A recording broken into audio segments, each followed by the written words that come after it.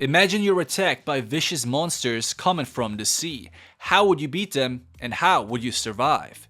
In this video we follow Friend. He's a weather scientist traveling on an Arctic mission to get to a Nordic island. His predecessor has mysteriously vanished and now it is for him to continue the research. Looks like his boss doesn't like him very much.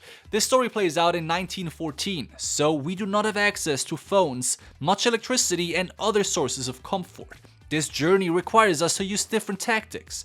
When our character arrives, it becomes clear that this is a hostile environment.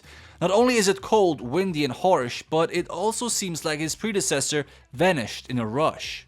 The house is completely messed up. Not only does it look uncomfortable and kind of creepy, but it's also protected by wooden spears. Now that would freak me out. Why do you need this protection on an uninhabited island? It doesn't look like there are any dangerous animals here. The only thing you may find are fat seals, which, if we're honest, are hardly a threat. Furthermore, the inside is completely messed up. Why? If there is nobody living here and there aren't any large animals, how is it possible that this house looks like it was raided? If this was me, I would seriously reconsider this mission in the first half an hour on this island. I mean, once our crew sails off, we are completely on our own. We also hear that this island is far off any commercial routes, which means that once they are gone, there won't be any new ships passing by. Meaning for 12 months, that's the length of our character's contract, we are completely stuck here. The red flags are there. But for now, let's see what we find on this island. The captain always treated me with the courtesy of an executioner. We find two important things. The good thing first. They come by a freshwater fountain. The bad thing, it seems to be owned by a guy named Gruner. At least that's what the carvings next to it say. When they arrive at the lighthouse, it becomes absolutely and 100% clear that there is something very strange going on. This lighthouse looks like a fortress. Every opening is fitted with piercing spears, stopping anyone from entering. Not just the fundament is secured like that, but every single window from bottom to top. That is red flag numero dos. The man they look for runs the lighthouse, pretty much the only other soul on this island. His name is Gruner. There you go. Not very inviting, this Gruner, but we can't blame him, okay? He doesn't look like he's able to develop social skills up here. But anyway, none of our characters ask him about the insane amount of protection on this lighthouse. Why not? That's literally the most important thing to ask. Plus, it is a very straightforward question, but they don't. And the captain and his crew are about to leave, which is a problem, because that means we need to decide if we want to stay or leave. You see, declining the offer to leave this island with them is one thing, but arrogantly denying the gun that is being handed to you as a means to protect yourself is foolish and stupid. This was a bad decision. If this was me, I would have not accepted the gun. I would have packed my bags and joined the crew without hesitation or regrets.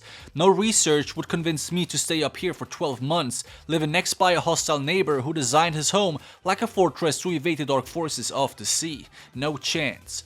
When nighttime arrives, our character goes through the records of his predecessor. Skimming through the pages, he arrives at a drawing of a human-eating monster coming from the sea. By now, leaving this island is not an option anymore. That is impossible unless we can spot a ship off coast. So, coming up with an emergency strategy is the way to go. How can I exit this house? Are there any good hideouts in here? Maybe a double floor or something similar. Just knowing about any of these things would ease me up quite a bit. But our character doesn't bother. Nope, he ignores all these very strange facts and just goes about his day. Bad things are about to come. On the next day, he looks around his new home. That's a good thing. Nothing important happens though until he is spying out his only neighbor with his binoculars. But he just spots a naked man enjoying his freedom. Nothing special. Until he also spots a weird creature behind him. At second glance though, it's gone. And he, the rational man as he is, brushes it off as nothing important again.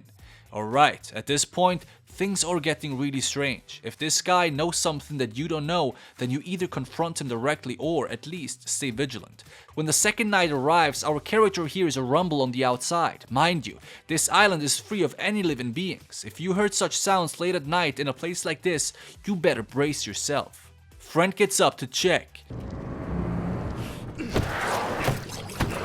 Let's be honest here, how creepy can a monster with duck feet really be?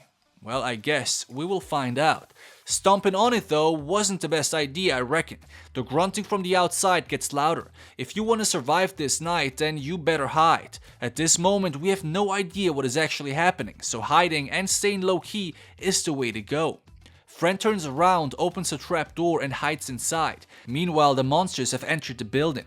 He uses a rope to stop the trap door from being able to open, which is a very smart move. In all honesty, this small hideout here would become my best friend very quickly, but for some reason he decides to peek through a small slit and we get the shock of our lifetime.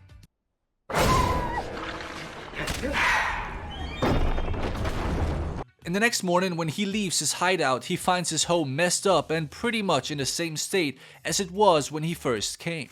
Now we know why. He does the obvious and walks over to the only person that might know what is going on. But Gruner, being the asshole that he is, declines any sort of interaction. That's a death sentence. If there are monsters looking out for us at night, then we must find out who they are and what they want. Most importantly though, we must figure out their weakness. This is survival and we need a plan. Friend returns and prepares for the upcoming night. He cuts spears, barricades his home with wooden boards and tries to shield off any of the incoming monsters with a pretty pathetic construction. He also finds a rifle. At least, if I were him, I would take this rifle and walk over to the lighthouse and make myself a guest without discussion. I would rather die by the hand of a man than being teared apart by monsters with dug feet. However, Friend doesn't, okay? He stays back in his hut, and I find this a bad idea. If you decide to stay back, putting on a better barricade than those few lousy and dry wooden boards would have been better. This wouldn't keep a child out that is determined to enter, my friend. The safest place, though, is arguably the secret room underneath the trapdoor. The question, though, is, can these monsters remember? If yes, then they will know where you will hide.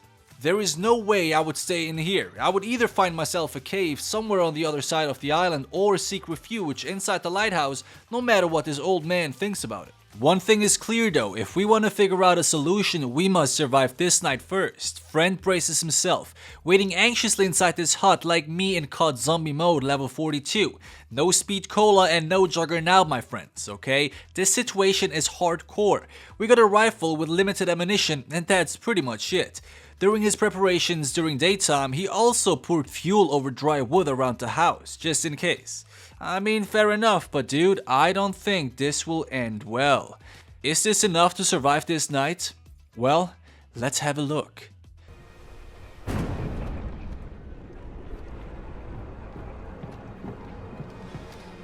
What a bad idea to stay in here.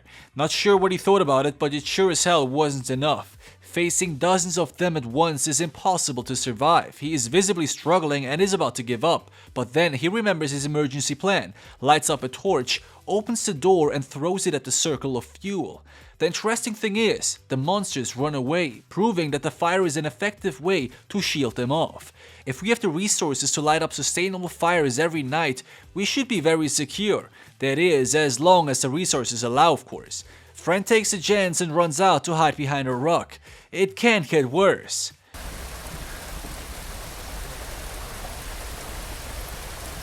I'm sorry. The next day he returns but finds everything burned to ash. Not just that, but the realization that he's fucked strikes too. How do you survive these nights for 12 months straight? Well, you don't. But if you do want to have a chance, teaming up with your angry neighbor might be the only chance you have. Of course, that is until a boat passes by, because there is no way I would spend more time here than necessary. Also, always keep one bullet safe, just in case, you know. As he tries to confront Gruner at the nearby fountain, something very unexpected happens.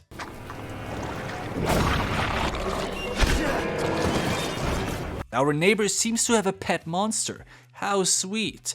I guess this is what Pokemon was in 1914. Our character almost shoots her down, which is understandable. I mean, imagine you are attacked by a giant yellow rat trying to fry you with 1,000,000-volt lightnings. You would shoot that thing down too, huh?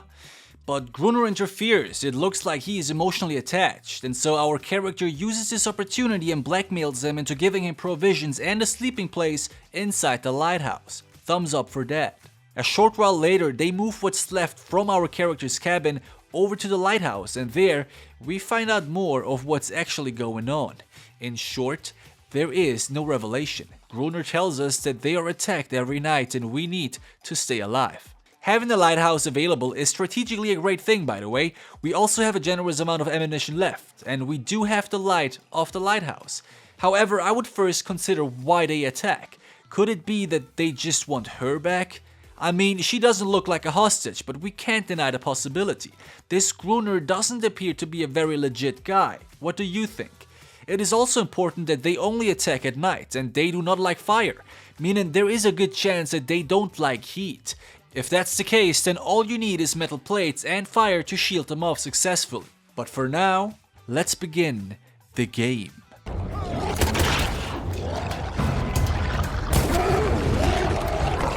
Now basically, it's shooting down as many monsters as you possibly can until sunrise, and then repeat this every other night, forever. This kind of sucks if you ask me, and Friend 2 has his issues with that. He's basically frozen in terror. Not knowing what to do, he stands around and looks stupefied into the distance as if he had a math class at 8 AM. If you ask me, I would do everything I can every single day to get away from this island from here on out, even if it means drowning at sea. What would you do? I'm very curious to hear your plan.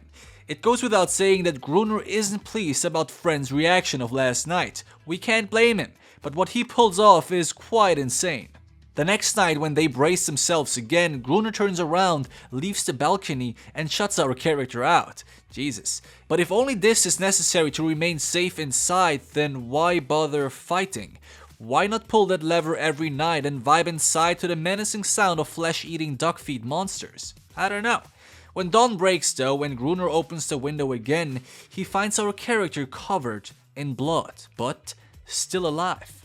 Thanks for the PTSD. You see, the lighthouse looks very secure. I would establish a more secure barrier covering the windows and doors with the collected trash from alongside the shore. As long as we don't step outside, we should be good. Sort of like Dr. Neville in I Am Legend. Another thing to notice is that the lighthouse light itself may attract these monsters. It isn't entirely clear. In one scene before, we have seen the pet monster gazing savagely into the light. Logically speaking, if it's pitch dark and quiet, how would any of these monsters know that you are there? Our characters though don't do any of that. Nope. What they do is they repeat the fighting for many days to come, with no end in sight. What is worse than being stuck on an island haunted by nocturnal sea creatures? Well, falling in love with them, of course. Jesus Christ, friend, please, this is not necessary, okay? Let's keep things simple. Look, I have no problems with interracial relationships, but this is a little strange, okay? But I guess that's what solitude does to you. Maybe something good will come of it, I guess we will see. At home, Gruner and our characters start to deepen their relationship as well. They play chess, that's what I mean. And their pet mob is being a pet mob. Suddenly, Gruner jumps up, grabs his gun and shoots down one of the monsters almost entering the lighthouse. They have forgotten to prepare for this night. They struggle through the attack. There are just too many of the monsters. Having to fight with fists and kicks to avoid death, Gruner eventually is harmed when climbing up the ladder. At the same time, the light goes out as well. Perfect timing, causing both of them to be stuck up there. Well, Gruner starts to sing, and for some reason that I have not yet figured out and probably never will, a minute later the sun rises, and so we conclude that Gruner is either a magician or a funny dude. In any way, they survive the night, and for the next few days the monsters do not attack, implying that it is not the light nor the pet that attracts them. During those days, Friend continues searching the island. Through her, by the way, that he from now on calls Aneris, he finds a boat. Thrilled about it, he goes back to tell Gruner about it, who replies that he knew about it and that it belonged to Portuguese dynamite smugglers that suffered a shipwreck. Being the quick-witted guy that Friend is, he concludes that if they can recover the dynamite from the bottom of the sea, they might be able to exterminate these monsters with just one blow. Gruner first declines, but eventually changes his mind, secretly hoping that Friend dies so that he gets back his solitude and his island. Never trust a dodgy old man owning a pet monster, unless it is Professor Oak, of course. With their vintage dive set, they leave and hope to recover the dynamite. As friend arrives at the bottom of the sea, looking like Big Daddy himself, he looks out for the dynamite caskets. He eventually finds them, hooks them up, pulls the rope, and Gruner recovers them at sea level. At the same time though, friend is surprised by aquatic monster kids, having a blast around him.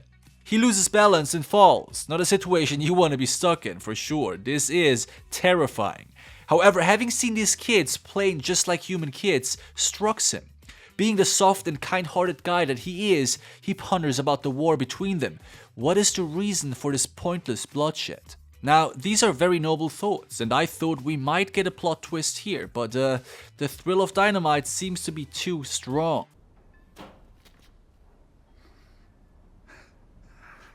They continue by laying out the bombs though and plan the detonation ahead. The only problem? No monsters have attacked for over 3 weeks, which suggests that these monsters do have a great sense of humor. I like that.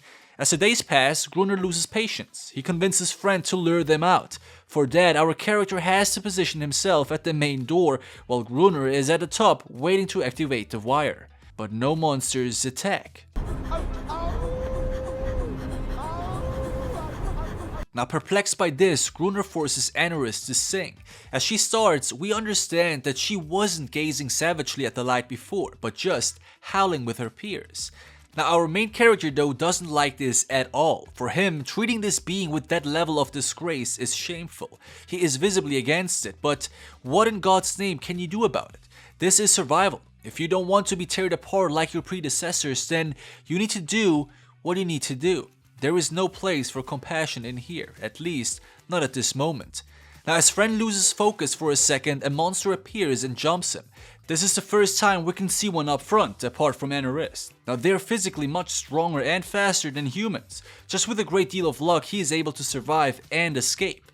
Now the situation grows hectic. By now, hundreds of these creatures are storming the lighthouse. When Gruner activates the bomb, it malfunctions. Of course it does. However, friend comes for rescue and reconnects the wires. And then it's showtime. Their plan was a success. They almost killed themselves though, but let's ignore that.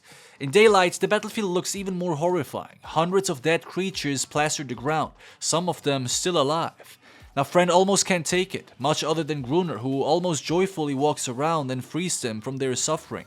The following night, a great wailing atones from the sea. The creatures mourn for their loss, and friend knows that what happened was a tragedy. Anorus disappeared as well. Apparently, Gruner found her as a baby years ago trapped in a fishing net. He freed her but believed that she now owed him her life, which obviously is complete nonsense. It becomes clear that the real monster here is him. On the next day, feeling exhausted, sad and horrible about the event of last night, friend decides to create an offering on the beach. It's a sign of peace and truce. I think at this point, even if a boat passes, could you go back to normality? Just like that? The next day, the creatures come to accept the peace, but doesn't happen. I see you, King of the Toads. Gruner jumps in between and threatens to continue the murders. He screams at Anorus, who has now joined as well, that no one is allowed to leave him, showing that most likely it was him who was the problem all along. Who knew? Now Gruner returns home, and just as we believe things may turn out well, he shoots down the child from afar, causing the truce and peace to be completely shattered. All this for nothing. Every struggle and every death pointless, yet bound to cycle forward. Our character rushes back home and confronts Gruner about his actions. A fight breaks out, and we get one last big revelation. Friend reveals that Gruner was the weather scientist that was believed to be dead, and that he was bound to replace. Being reminded of that truth, Gruner understands his misery, turns around, steps outside the lighthouse, and is being teared apart by the monsters. And as of that moment, friend himself is taking his place and continues to struggle on this island without sharing anything with anyone.